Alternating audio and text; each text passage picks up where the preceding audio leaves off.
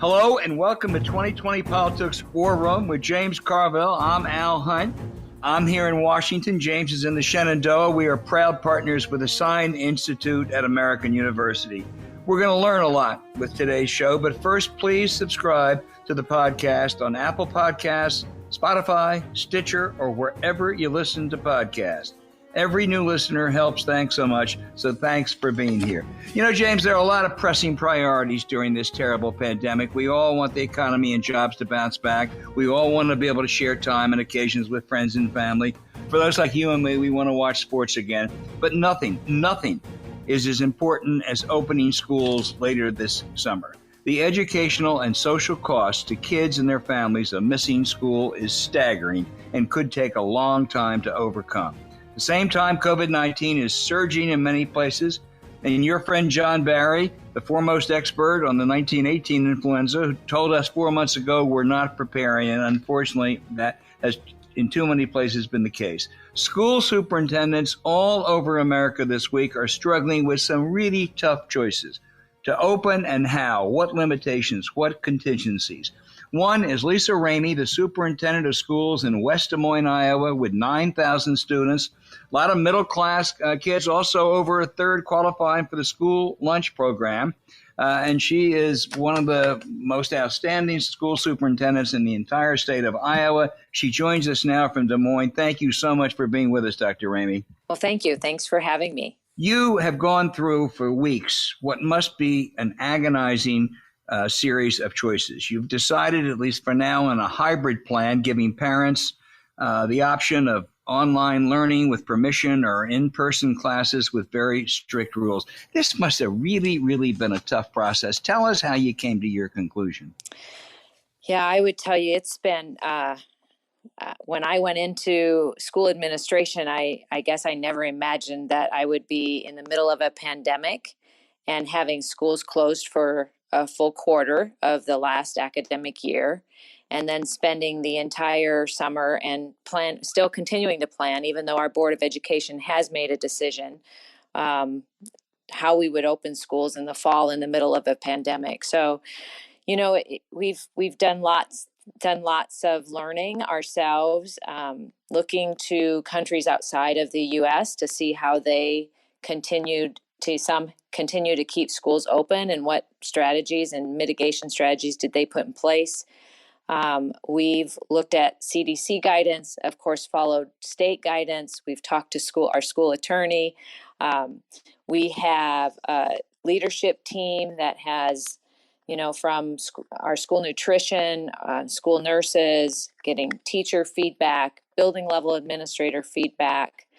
We've sent out surveys to all of our school staff as well as our community twice to get feedback in order to shape our decision that we took to the board on Monday, just July 13th. I can understand how a high school student or even middle school students can learn virtually, taught online. But how if a parent of a 7 or 8 year old decides they want to take the online option, isn't that much more difficult? And don't they have to have a parent or someone with them? Yeah, I would agree with you. I think it's more challenging at the elementary level than it is at the secondary level. That engagement piece and ensuring that students are online and because it's not only synchronous, meaning when we have teachers, so we would have teachers who are dedicated to working with our students online, but then there will also be that time that we're asking students to work what we call asynchronously. So that's when they're not online with a teacher, but they have work that they need to be doing at home. So it would be imperative for families to set up routines, absolutely, for all kids, no matter what grade level, but really more so at that younger age, really in that, that asynchronous time as well, when the teacher isn't there guiding the student through that learning process. So I would tell you our first goal was to really think about how we can get students back in the classroom, because while we believe in technology and that being a tool in education, that virtual learning, we don't believe is always the best learning, that we believe we can really be more effective when we're face to face with kiddos. And as we think about our helping kids learn to read and those really young, our preschool, kindergarten, first graders, how important that work is. And so we've really had to work with our staff and I'm so blessed to have a wonderful teaching and learning central office team to really reshape and rethink. If we have a kindergartner who, due to whatever various reasons, select that online model, how do we provide that synchronous learning where we're really supporting them? And then what can we do asynchronously to help families as well? Because we know that that's really challenging for parents in this time. And for those that choose the in-person classes, now we know young people aren't nearly as likely to get the virus or transmit the virus, but what kind of feedback are you getting from your teachers, your administrators, your janitors, your school bus drivers, a number of whom must be in their 50s or older? Right, yeah. So another great question. We've had all of those folks a part of our planning. But I will tell you now that the decision has been made, I have heard and heard previously as well from some of our teaching staff who are really concerned or worried about returning and thinking about their own health and safety. And so what we continue to help shape and share with them is the mitigation strategies that we will put in place, and we asked our board to approve as well. So for example, we're requiring all students to wear face coverings, and then we look at that differently depending upon the grade level. So elementary students will ask to be wearing those face shields, and then at the secondary, we would definitely have face shields as a possibility, but we would really see them wearing the face masks or the gaiters. We've defined it so that there are other options that students can select.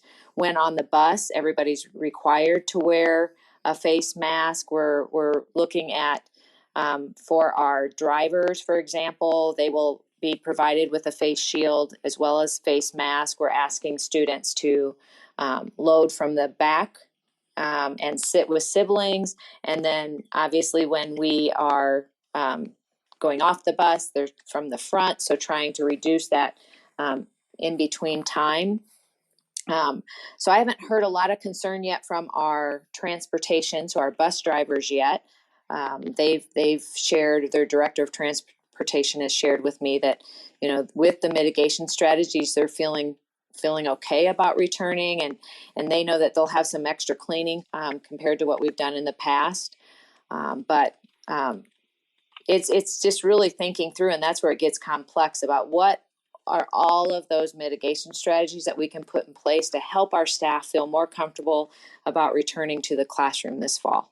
Okay, let's talk about 3 essential areas. I don't know if anybody knows this, but I'm a former school teacher. I taught high science between the time I left the Marine Corps and started law school. Talk about 3 areas.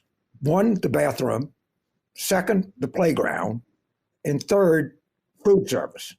Take them in any order you want, but are you going to have specific guidelines for the playground, the bathroom? I mean, normally when kids just got to go to the bathroom, they just go. But it seems to be an indispensable part of the school. And how are you going to feed these children? And what kind of playground policies y'all will have in place?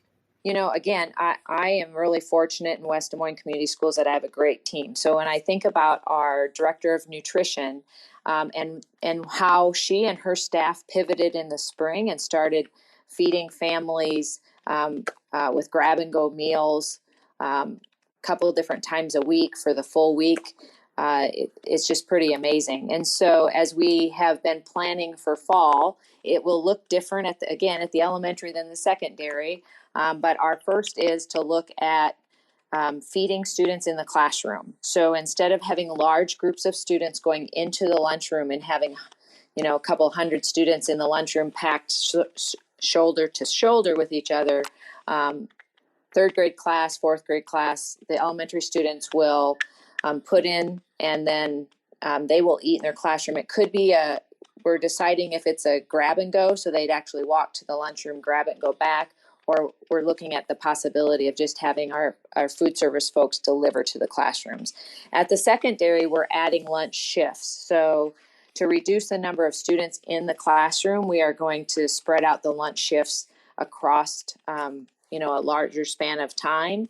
And so that we can, again, reduce the number of kiddos that are eating in the classroom. Because that's, even though we're requiring face masks, that's when they have to take them off, right? We can't eat with our face masks on. So we need to then start thinking more about that 6-foot social distancing at that lunchtime. So we're also looking at alternate places that we would allow students to eat at the secondary. So outside, in our commons areas. So really not only spreading out the number of lunch shifts, we're adding 2 and 3 lunch shifts, but also then spreading out where they would eat and marking off tables. So for example, lunch shift number 1 would use the tables with green X's on them. And then lunch shift number 2 would use tables with red, so that we can clean the tables with green and not have that, I guess I'd call it, contamination between groups of kiddos. So that, just hopefully what I'm trying to help you understand is the thought that has to go in and how we have to do school business differently to bring kids back and to try to keep kids and adults safe. So that's school lunch. When I think about recess, we are looking at, instead of having the entire 3rd and 4th grade out at recess at the same time, what we've asked our elementary principals to do is to, again, spread out recess times. And so having cohorts of students. So let's say at one of our elementaries, we have 2 separate playgrounds. So we would have like 3A and 3B out at the same time, but they stay at those separate playgrounds. So reducing, again, that intermingling of cohorts of students and utilizing our playground space differently than we have in the past, and keep kids on certain parts of our playground and reduce the number of students who are outside at the same time. Another good thing is we know that outside with the transmission, it's less. So that's helpful for us as well.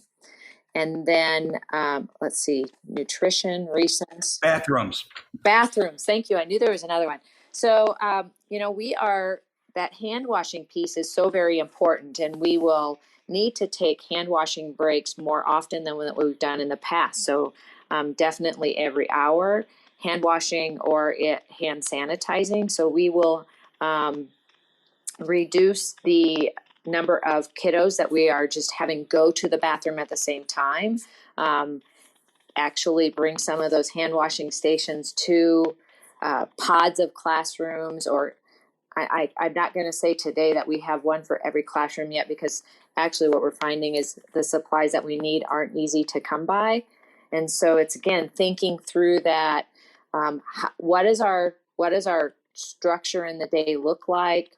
We have directional hallways, reducing the number of students. So maybe throughout a class period, you're rotating kids through, and that's some of, that next level of work. Now that we know what our plan is to start in the fall, now our building level principals with teacher teams need to be starting to put really some of those details in place around like bathroom breaks, put the schedule together for the playground, all of those kinds of things that happen at that building level now.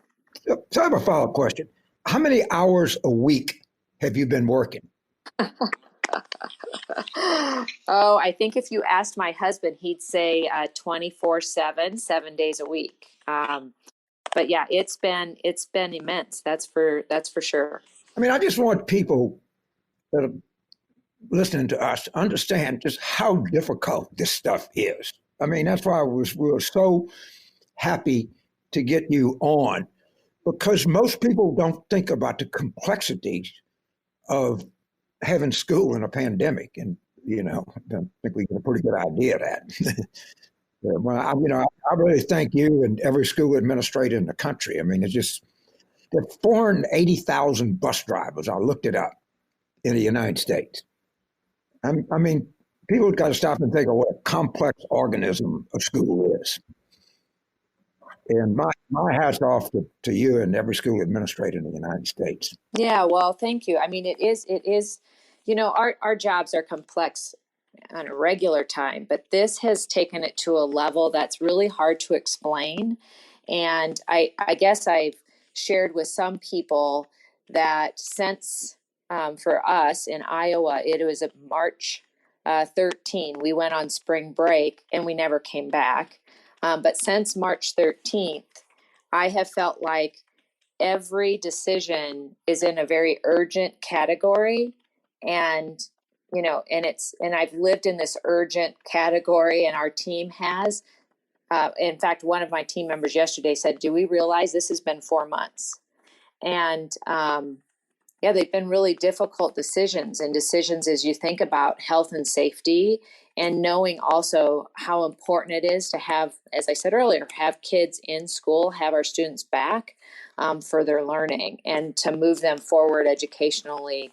And then understanding everybody has a different, and I don't even know all of the, with our families, there's underlying health conditions. As we stated earlier, we have adults in that high risk category that are our employees. And then there's other adults that with that high risk could have high risk, underlying health conditions as well. So as we think about trying to come back to school, how do we do that in a safe manner? How do we ensure our adults that we are taking their concerns into consideration, and yet help? I totally understand how difficult it is for the economy. If our students aren't in school, how do our families continue to work? The stress that when we closed, it puts on all of our families. And so, part of our decision making was really looking at what our families wanted. And we had about 50% of our families, it was 48%, say they really wanted their kids back in school every day, 5 days a week. And we had about 20% that said they wanted their kids totally online.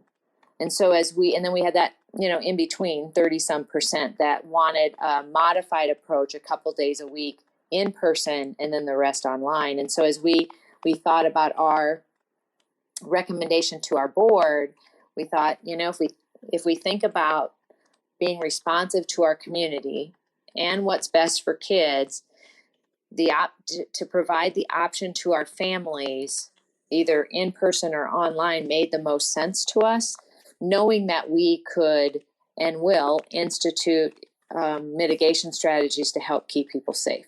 But I know that sometimes, no matter what, people they're still nervous, and we have to work through that with our employees. And I'll tell you, another challenge that we're going to have is substitute teachers. So we've reached out to our subs, and right now we have about 50% of our subs who said they'd be willing to come back this fall and sub when we need them to sub.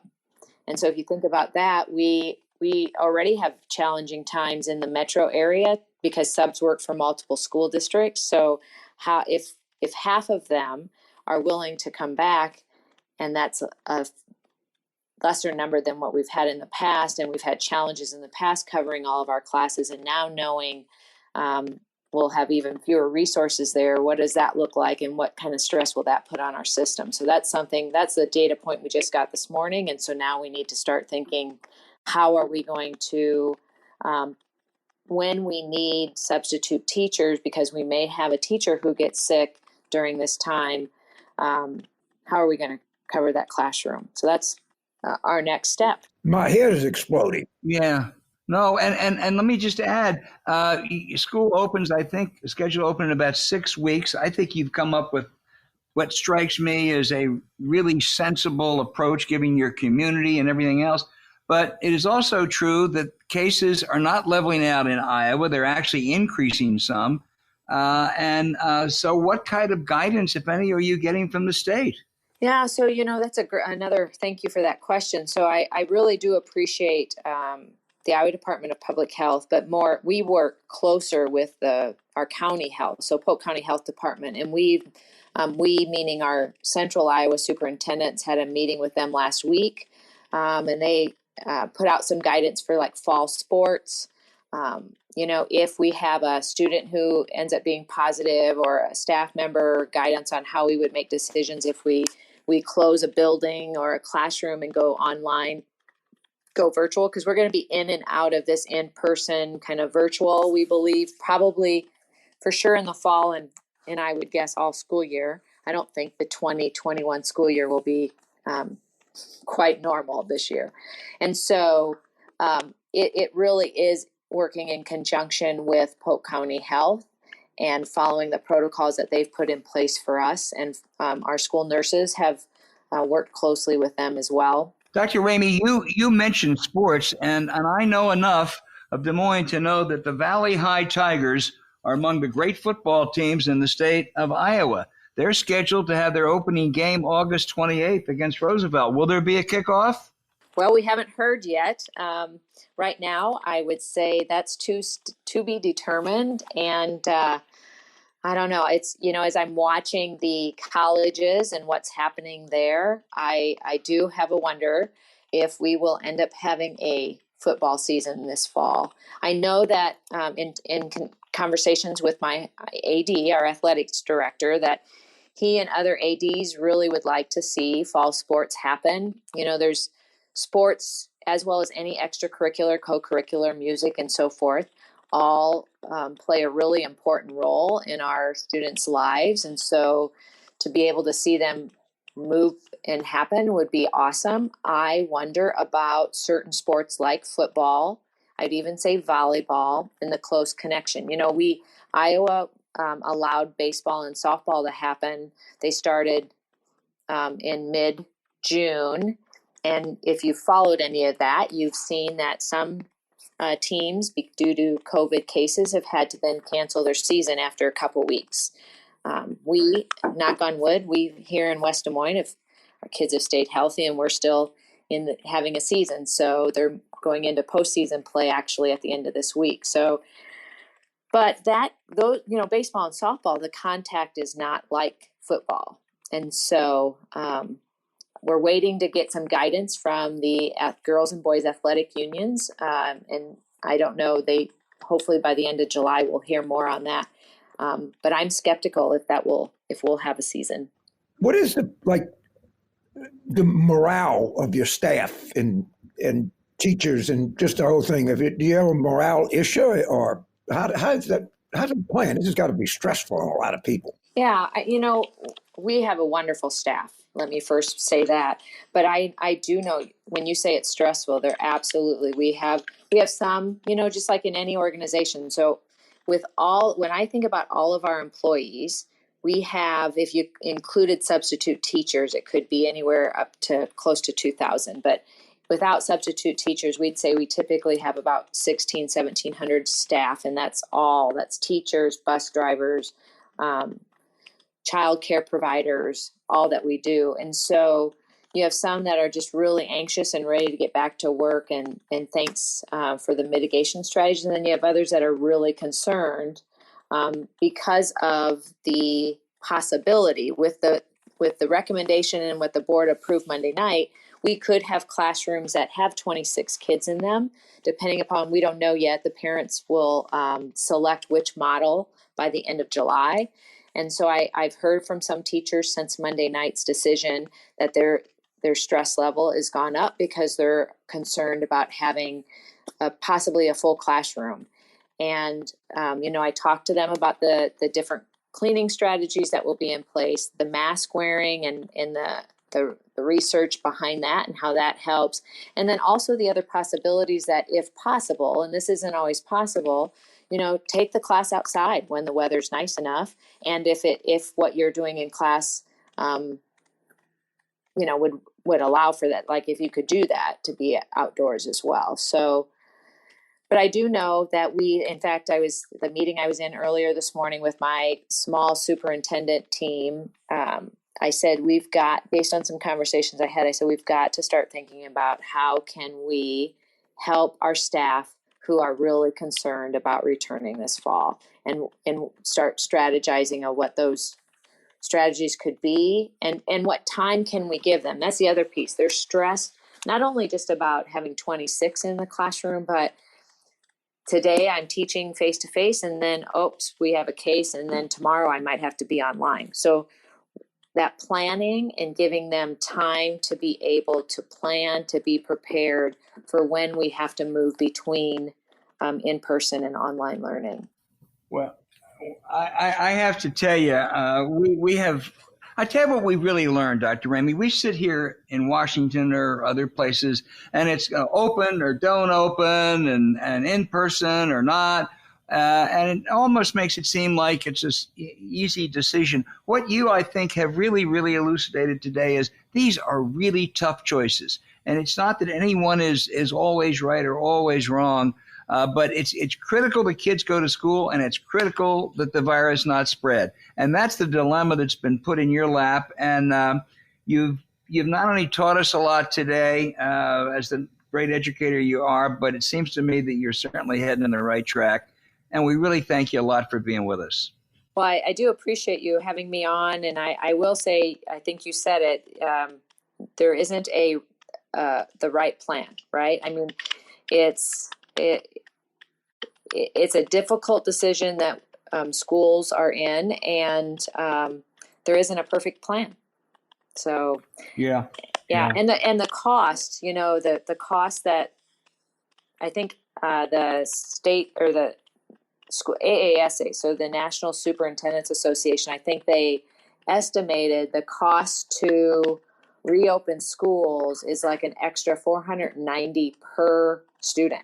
$490 per student. So just the extra cost, and the funding isn't quite following that, the need for all of the different strategies that we have to put in place. But wow, what challenges. Well, if the weather stays nice, go to my favorite place in Des Moines and teach classes at Principal Park. Yes, that'd be awesome, wouldn't it? It would be. It would be. Dr. Remy, James, do you have a closing word? I don't want to. I just thank her for taking time to do this. And I want everybody to listen to this show to understand you got I don't know how many individual school districts there are in the United States. It must be 5,000. 13,000, I think. Whatever it is, just times this, times that. And every school district, every school superintendent, every school administrator is having to go through the same things. And I was just so glad we did this show. And I'm glad that our listeners had a chance to just see the challenges that people are faced with. And, people of our generation, we don't have kids, so we don't think about it. But I think it's important for every American to think about the difficulty and challenges that educators are having across this country. And I was just delighted that we were able to do this show. Amen. And Dr. Remy, go back to your real job, and thank you so much. And thank you.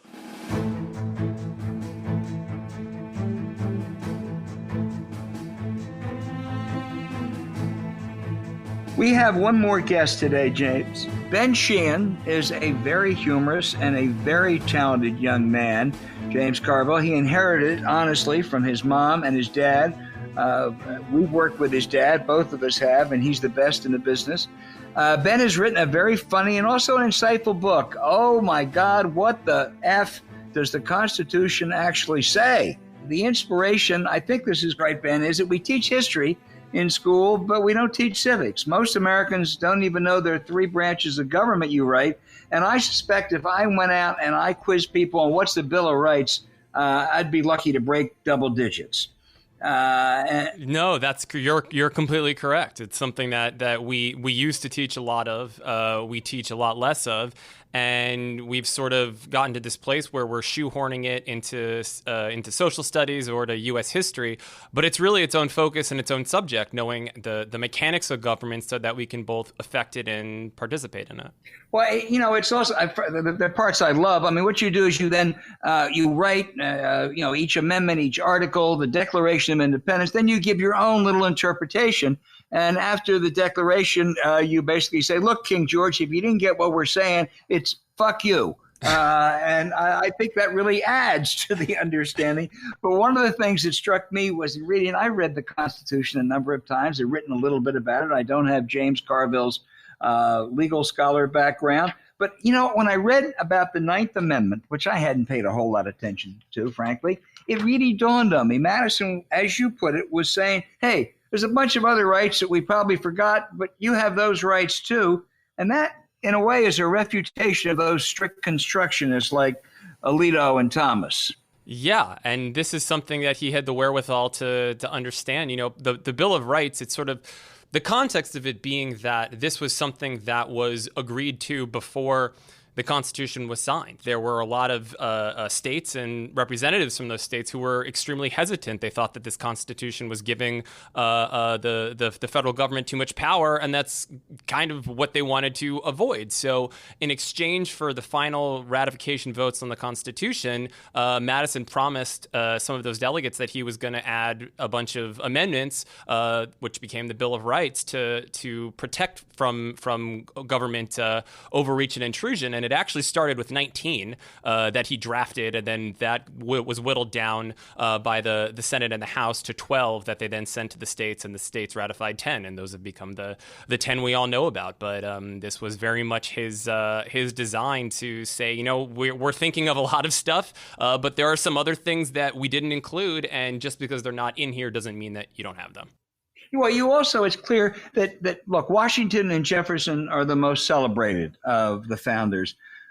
But in many ways, Madison and Hamilton were as, if not more important. And they're not as, at least before the musical, they weren't as recognized. Madison wrote the Constitution, basically, and Hamilton established the financial framework of America. Yeah, and they've been, sort of relegated to the sidelines until recently, and I have my own sort of odd theories as to why that is. But you think about all the monuments and the buildings and the cities and towns named after Jefferson and Washington. Looking back at Madison was only 5'4". He wasn't a great speaker, so at a time pre-social media, pre-cameras, standing in front of a crowd. He doesn't have a commanding presence. He's not able to really deliver and inspire. So those two things worked against him. But when you go back and look at the convention and the contributions, his contributions are so much more than we remember him for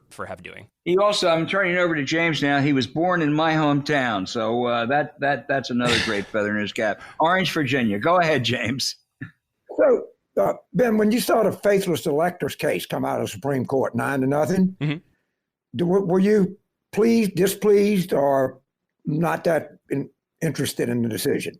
Well, I was very interested in the decision. This is something that goes very, very much back to the fundamental design was that states have control over their elections, and specifically for presidential elections, the control over how they choose their electors. And for anyone who's listening who's not 100% caught up, basically what the Supreme Court said is that electors, some states mandate electors to vote how the popular vote goes in their state. Some states don't mandate that. And are those mandates constitutional? And we're coming up on such a polarized election where there is a chance, as we saw in 2016, it didn't change the outcome of the election, but there were some electors that defected and went independent. Are those mandates constitutional? So I'm not surprised at the decision, but I think it clarifies, what we're going to be seeing so that we know, for the existing laws in specific states that mandate electors vote along with the popular vote in the state, those are constitutional. If there are states, legislatures that pass a law between now and November 3rd, those laws, if they're binding electors, are also going to be constitutional. So it sort of clarifies any ambiguity. Well, I think the most important provision in the Constitution is the 15th Amendment. And and what's happened is the courts don't enforce the 15th Amendment. So in Georgia, you have 2 voting machines for every 1,000 voters in Fulton and DeKalb. And in all-white Northwest Georgia, you have 100 voting machines for every 1,000 people. And without the protection of the 15th Amendment, which guarantees the right to vote, your democracy is in trouble. And I think the failure of the Supreme Court to enforce the clear language of the 15th Amendment has been hugely detrimental to our democracy. I would agree with you completely. And I would add that I was in Georgia on Election Day in 2018. I founded an organization called OMG WTF that during the midterms stood for Ohio, Michigan, Georgia, Wisconsin, Texas, and Florida. And in those 6 states, we did get out the vote efforts. We went and brought food to people waiting on long lines to vote. And I went to 2 places on Election Day in Georgia, in Gwinnett County, just northeast of Atlanta. And the first place I went to was mostly white voters waiting in line. I'd say maybe 15, 20-minute wait. And the second place I went, mostly voters of color. And it was about a 4-hour wait. There were 16 or so voting machines in the gym. They were only using 2 because that was the order from their county board of elections. They only had 2 polling workers checking in voters. Why? Even though they had more workers available, order from the Gwinnett County Board of Elections. At one point, they even turned off the AC. And this is not something I ever thought I would see in my lifetime. In fact, it's something that was covered to some extent in history books about the 50s and 60s and before. But what I think it goes back to is a very fundamental sort of misunderstanding that I think a lot of us have about the Constitution, in the sense that it never proactively says who can vote. It says that citizens, as you point out in the 15th Amendment, it says that U.S. citizens can't have their vote denied because of their race, color, or previous condition of servitude, but it doesn't say the people proactively get these rights. And I think this is something that isn't discussed enough, but it's something that leaves a lot of power to the states. And after the 15th Amendment was ratified in 1870, you saw so many laws that then became part of state constitutions, things like literacy tests, reading and understanding extremely complicated case law. You had things like poll taxes, which we know is in the Constitution of the 24th Amendment, abolishing those. But you also had things like jelly bean tests. I mean, literally voters of color being asked to guess the amount of jelly beans in a jar or the bubbles in a bar of soap. And one of my personal heroes, John Lewis, has talked about this. But every time we've had this sort of large advancement in democracy or expansion of democracy at the federal level, we've seen certain, not all, but certain state and local governments find loopholes and ways around it and ways to circumvent them, to prolong discrimination. And I think in the wake of the Shelby County Holder decision in 2013, we're seeing a lot of those methods sort of resurface that had been banned and outlawed for 48 years, but are now sort of rearing their ugly heads again. Yeah, Shelby County versus Hope is our modern version of Dred Scott and Plessy. Mm-hmm. It's that bad decision. Yes. It really is horrible. And it is not very difficult to read the 15th Amendment and think that the Supreme Court couldn't enforce that. Right. You know, and the same thing you're talking about in Georgia happens in Florida every year.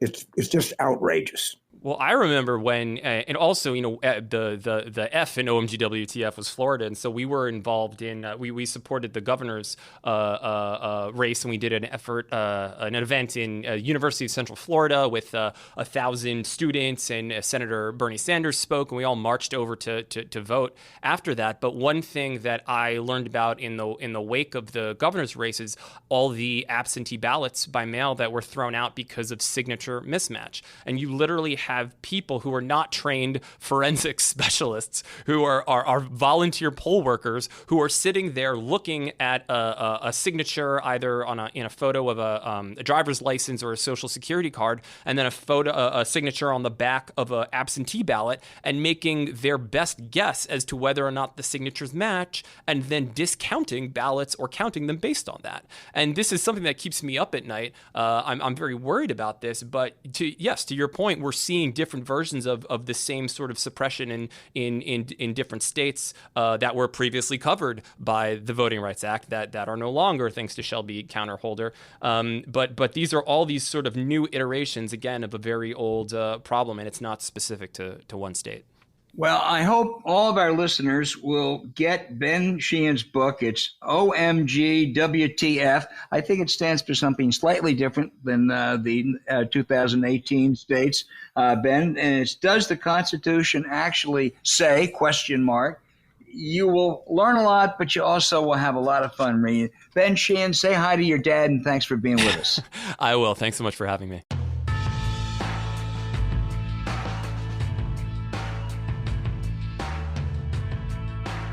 James Carville? Well, that was a hell of a show. Well, we're not finished. Don't rest on your laurels yet. We're not finished. A little bit short. I'm going to ask you, this is going to be we both agree, Joe Biden is headed towards a victory in November, and it's going to be a good year for the Democrats, anywhere from a decisive to a tsunami. But I'm going to ask you to do something that's going to be tough. I'm going to ask you to get in Jen Dillon's shoes. It's going to be a tight fit. This is the Biden campaign manager, and you don't have the luxury of just saying, boy, this thing is all done, we're going to win. What are you thinking right now? What are your worries? What are your considerations? What are your priorities? You're the Biden campaign manager. Yeah, it is. This cycle is so fundamentally different because as we knew presidential campaigns, you had a campaign manager and they did, sent field staff to Ohio, Florida, or wherever you, and did that kind of stuff. And you ran television ads. There is so much stuff going on away from the ball in this election. There's so much energy that exists outside of the Biden campaign. So you have to judge, do I really need to do negative ads when I got the vote vets people, I got the Neville Trumpers, I got all of these different groups doing this. And, if you look at what our friend Roger Altman and Bob Rubin are doing in Florida, how do you assess all of the assets that you have that are really not under your control, and then you fill in and supplement that? But the biggest asset that a campaign has is its candidate. And I think they're using Vice President Biden very well now. And of course, it's going to be more because of that convention, how that works out. They're going to have debates. They're going to have different decisions like that. But we tend to go, when are they going to start playing in Georgia? Who's up? Man, there's going to be spots all over Georgia. So I think it's assessing and inventorying where you are. And the campaign can move within that framework. Now, there's one other thing I want to talk about before we leave, and that's the Republican convention. So this thing starts out, it's going to be in Charlotte. So Trump gets mad. It's going to move it to Jacksonville. Of course, Florida's Brazil now. And so the idea is now they're going to do it outside. Okay, Jacksonville is about the same latitude as New Orleans. So in the Republican convention is August 23rd to 26th. Let me tell you what it does in the afternoon and early evening at that latitude. It rains a lot. The second thing you got to worry about, that you're about in the prime of the hurricane season. So and the humidity is off the chart. You're sitting outside in Jacksonville at 3 o'clock in the afternoon, you're going to melt. And this thing, this whole Republican convention thing is laughable.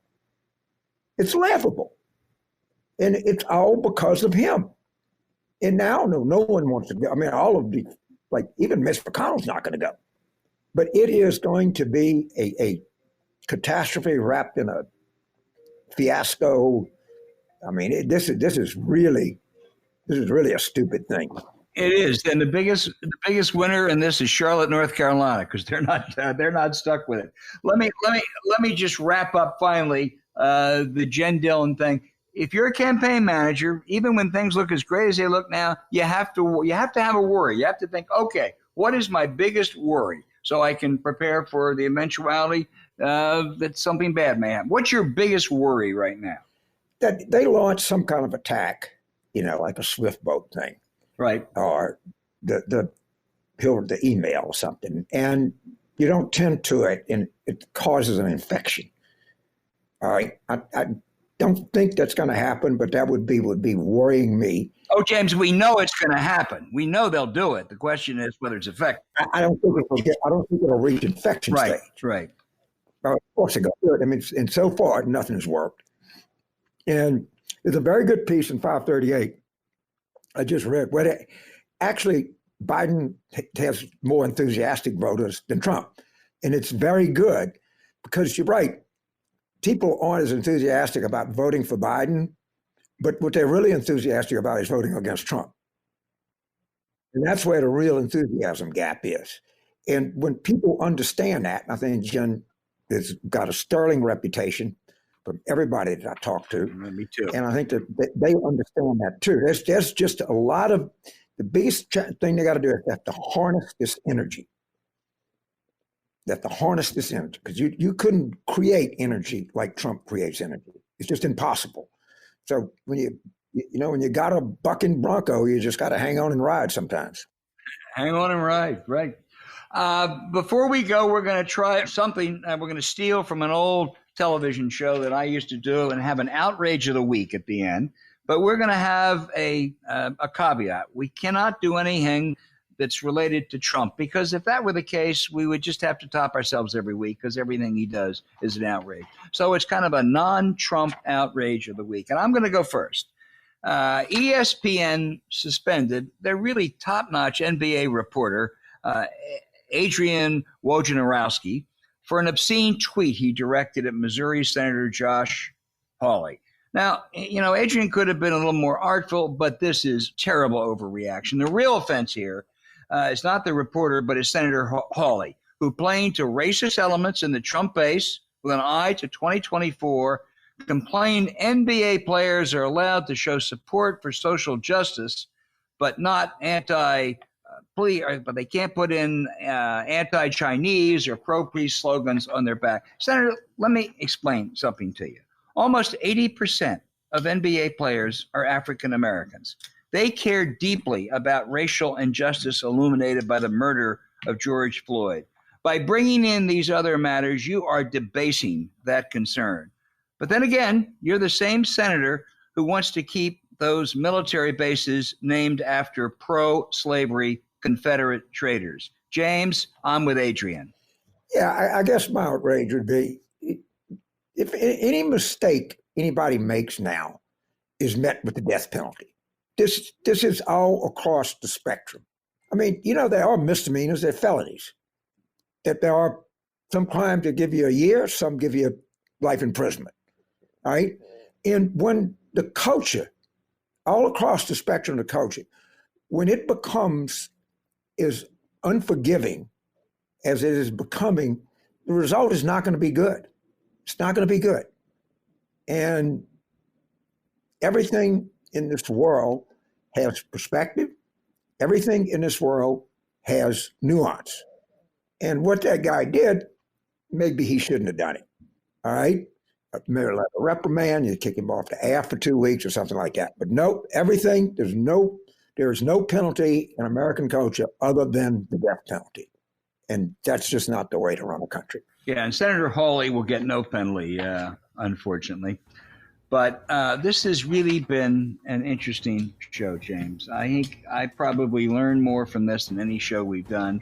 I want to thank everybody, starting with Lisa Remy.